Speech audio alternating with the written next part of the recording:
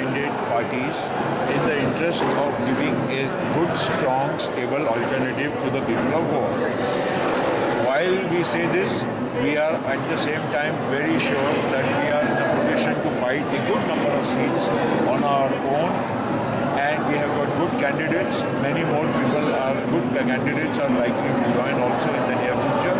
But that notwithstanding, to give a good secular alternative in Goa, you see, we had contested 7 seats last time, but we are not going to disclose the number of seats we are ready.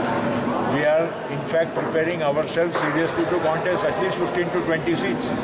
That is our desire and that is our preparation.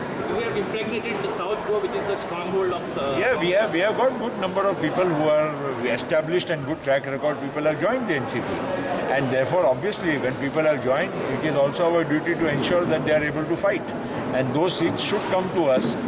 That apart, we are definitely, as I said, willing to talk to secular and like-minded parties to form a credible alliance in Goa. But that is now up to the other parties, including the Congress, to take that call.